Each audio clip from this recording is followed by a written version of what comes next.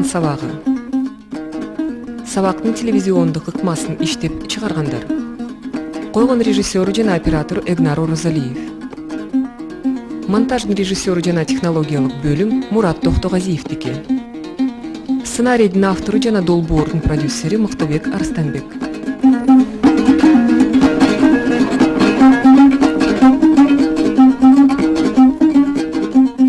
Assalamu alaikum. Oturaylik. Бүгін тарбияның içindeki en çok maniге olgan bir багытты бүгін қарап көрелі.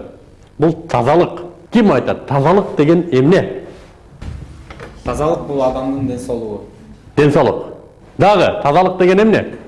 Тазалық бұл адамдардың ең жақсы сапаттарының бірі. Берден сураны түшүнөлү. Оюбузду калчайлы. Тазалық деген адамдағы кир нерсенин жоктугу. Туурабы? Жаман нерсенин, кир нерсенин жоктугу, же болбосо эгер ошол адамда бар болсо дагы, же адамды курчап турган айлана чөйрөдө ошол кир, жаман нерсе бар болсо, ошондон арылуу бул тазалык. Тазалык дегенде көз алдыбызга эмне келет? Бул кийимдин, дененин тазалыгы. Дагы? Дагы ички дүйнөсүнүн тазалыгы. Дагы? Айлана чөйрөнүн дагы? Коомдун тазалыгы дагы? Суунун тазалыгы? Тагыраак айтканда, мына ошол бизди курчап турган айлана чөйрөдө, коомдо, мына биздин класста жаман нерсенин жоктугу. Туурабы? Бул тазалык. Биринчи, кайсы тазалыкты карайлы? Тема берилди. Демек, жүрөктүн тазалыгын карап көрөлү. Жүрөктүн тазалыгы, ой жүгүртүп көрөлүчү балдар. Жүрөк деген эмне өзү?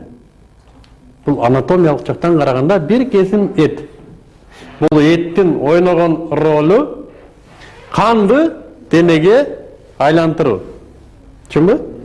Канды дененин о бутунун учундагы тамырдан баштап, мээңдин бурчундагы тамырга чейин кан менен камсыз кылуу, аны айландырып туруу жүрөк. Бирок ошондой эле жүрөктүн андан да чоң. Чөнөкөй эле этке караганда андан да чоң мүмкүнчүлүгү бар. Бул сүйүү. Жүрөк сүйүш керек. Сүйгөндү билбеген жүрөк бул жөнөкөй эле эт. Бул сүйүүнү бул анын жүрүм турумунан, тынчсыздануусунан билүү болот. Мына акыркы сөз тынчсыздануусу менен. Демек, таза жүрөктө эмне жок болот? Кайдыгерлик жок болот. Таза жүрөктө кайдыгерлик жок. Эгер мен бу жерден кулап түшсөм, таза жүрөк ыйлайт. Мыктыбек байке бутун оорутуп алды дейт. Менин бутум ооругандыгы үчүн мунун жүрөгү ооруйт. Чынбы? Мына таза жүрөк. Жүрөктүн тазалыгы. Бул мамиленин тазалыгы. Чөн жүрөгүңдөн мамиле кыласың бирөөгө. Калп эле артисттенип, калп эле бирөөгө жагыныш үчүн, же болбосо бирөөнүн бир нерсесин алыш үчүн эмес. Аны бербесе койдун. Сага сүйлөсө койсун, сүйлөбөсө койсун, бирок сен өзүңдүн мамилеңе жооп бересиң. Сен өзүңдүн мамилеңдин тазалыгына, жүрөгүң менен кылып аткан мамилеңе жооп бересиң. Демек, бул жүрөктүн тазалыгы. Сүйлөштүкпү? Кийинки тазалык. Дененин тазалыгы. Дененин тазалыгы дейт. Дененин тазалыгын кантип билебиз? Мына чачты суулап келдик жамгыр суусу менен. Бирок бул тазабы, таза эмеспи? Кантип билдик? Жүрөгү таза адам денени кири кармай албайт. Мисалы үчүн намаз окугандар билесиңер го? Bir günde 5 vakit darat alады. Жоқ эле дегенде да? Жоқ эле дегенде. Мен кимдир бирөө үчүн эмес. Кимдир бирөө үчүн эмес. Мен мына балдарга таза көрүнөйүн дегенден эмес. Мен өзүм негизи Мыктыбек таза жүр деген милдет бардыгы үчүн мен таза жүрүшүм керек. Адамга тазалык милдет кылынган. Таза жүргүлө деген милдет бар адамга. Сен таза жүрбөсөң эмне болот? Ооруйдуң, инфекция, вирус. Жыттанып турсаң алдыңда деле эч ким отура албайт да. Чынбы? Андан көрө жыпар, одеколон, духи жыттанып турсаң, таптаза турсаң, кандай жакшы. Сен менен алдында турган отургузу келет, мен ушунун алдында отурайынчы. Илгери пайгамбардын учурунда бирөө дейт, өтүп бараса, ушунчалык жанагындай атырлардан себинче экен, ошол кишинин атырынан билчү экен. Мен мына өтүп кетти депчи. Үйүндө отурган киши көчөдө өтүп бараткандын атырынан билчү экен. Мына ушу өтүп баратат азыр депчи.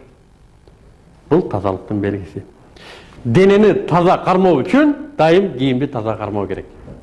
Демек, дене менен жүрөк таза болгондон кийин кийимиң кир жүрбөйт да. Түшүнбү?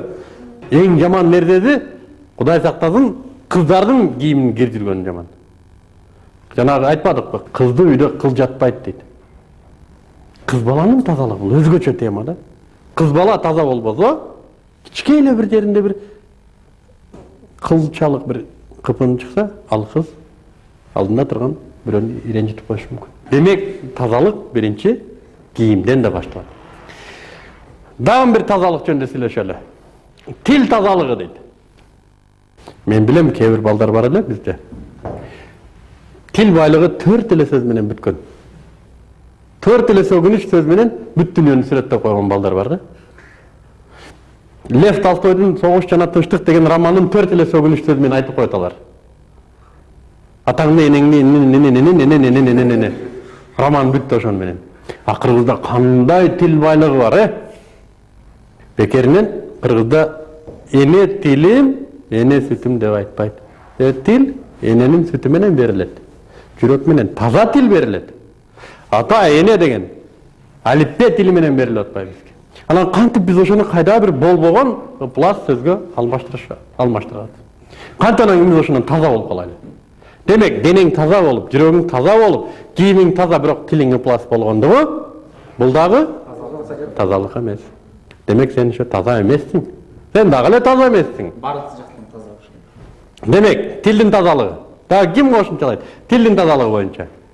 Кимде ой болсо, мен айтып аткан кол көтөрүп айта бергиле. Ушак айтпаш керек.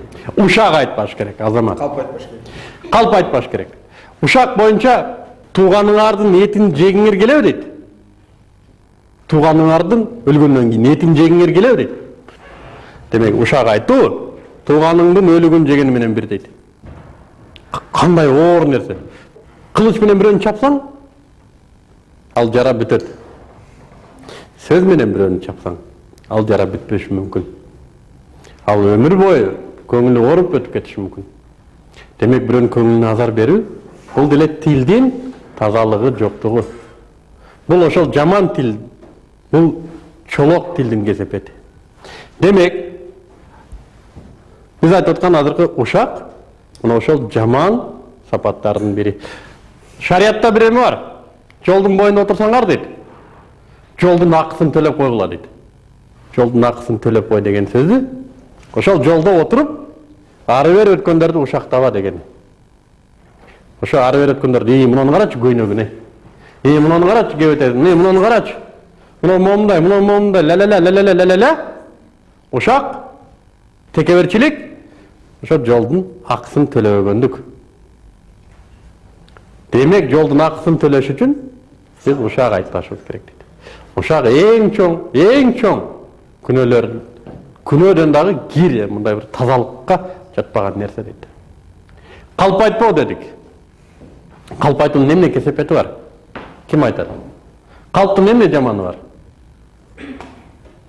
Анын болбогон нерсени болдуруп айтканы ошо калп айт. Айттык, мен силерге калп айтайын. Мен космоско учуп келген былтыр дедим да. Жек көрүүдө болсо.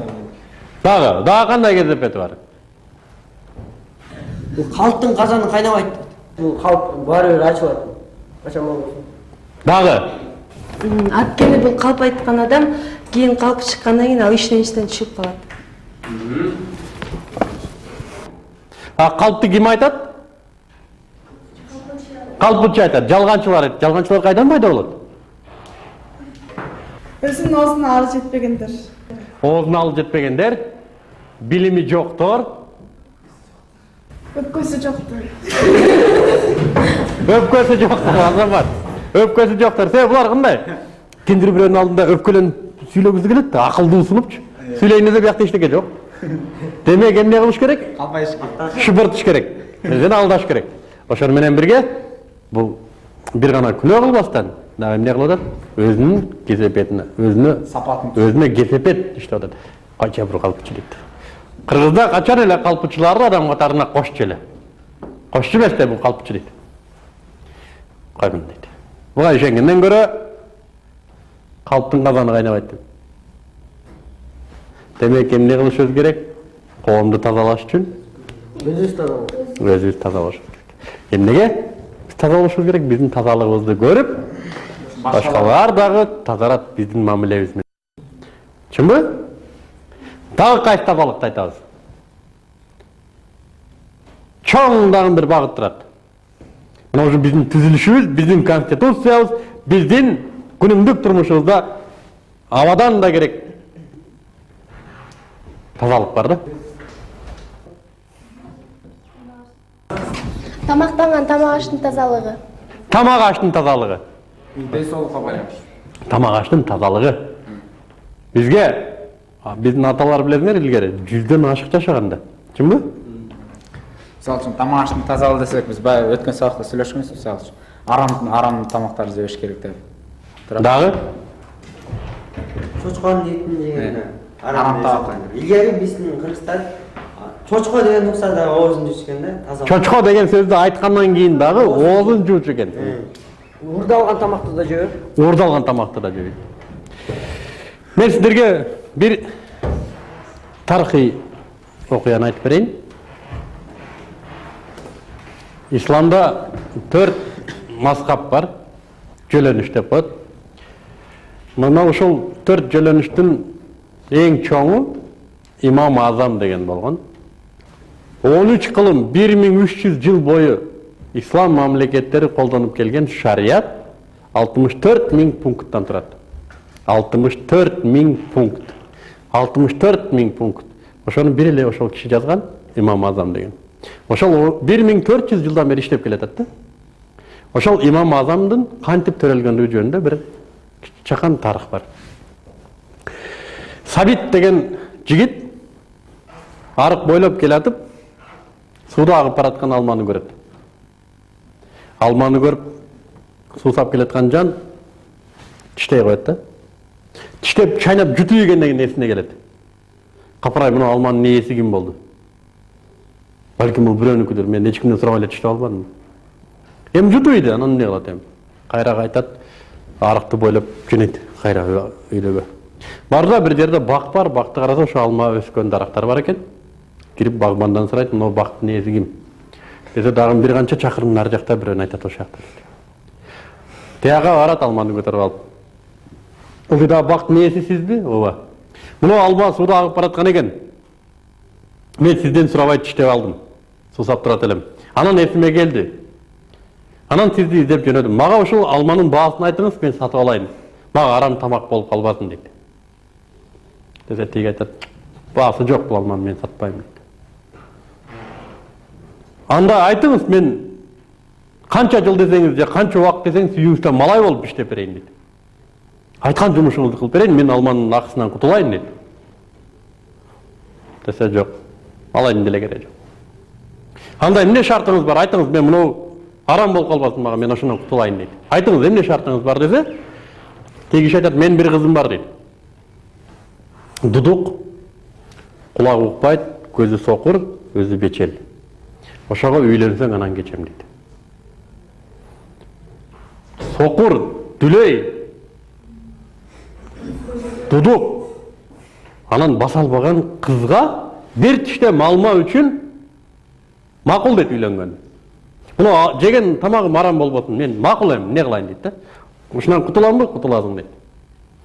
Тиги кыздын атасы кызын көрсөтпөй туруп никесин кыят. Ушундай бир шарты болсо керек. Никесин кыйып, анан түндө бөлмөсүндө отурса, татынакай кыз кирет. Кирип, ассаламу алейкум. Менин жарымсың сен дейт.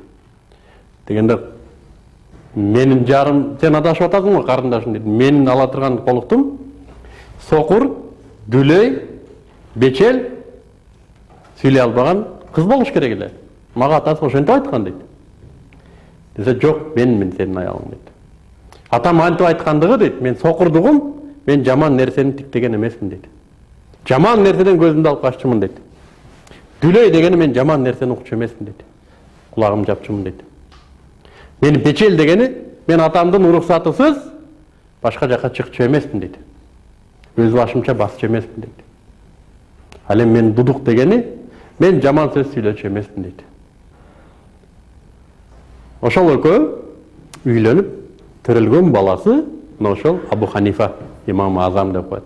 64.000 пункттан турган шариятты жазган. Мына ошол таза никеден болгон бала. Таза никеден. Эмнеге таза нике дейбиз? Себеби атасын көрдүңөрбү?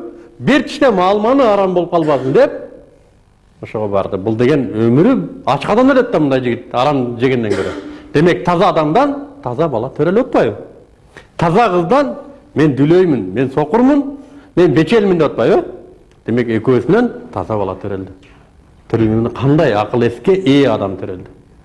Мусулман дининин азыркы учурда 4 эмеси деп атпайбы? Мазхаб жөлөнүшү. Ошо 4 жолдун эң чоңун көтөргөн ошо имам Азам. Эми аларга салыштырганда биз күндө канча арам тамак жеп атабыз, канча жаман нерсе көрүп, канча жаман нерсени сүйлөп, канча жаман нерсени угуп атабыз. Анан бизде кайдан ден соолук болсун? Чынбы? Бизде демек ден соолуктун начардыгы, биздин 40ка жетип жетпей поликлиникада очередке туруп калгандыгыбыз, биздин 30га жетпей атып укол дегенде алай берип пештерибиз калбагандыгы бир гана буну медициналык эмес, бул демек табигый жактан да биздин текеберчилигибиз, кенебестигибизден, биздин тыюу салынган нерселерди кылганыбыздан экен, биздин таза жүрбөгөндүгүбүздөн. Демек ден соолук чың болуш үчүн тазалыктын аткарган ролу бийик. Бүгүн тазалык деген ушу. Эми кыскача кайталайлы. Мен суроо берем, кол көтөрөбүз. Тазалык деген эмне? Адамдагы кир сапаттын болбоштугу. Адамдагы кирдин болбоштугу. Мага суроолор барбы? Анда бүгүнкү сабакка келгениңиздерге рахмат. Эмки жумада кайрадан жолугушабыз. Кийинки сабакта. Азырынча, ассаламу алейкум.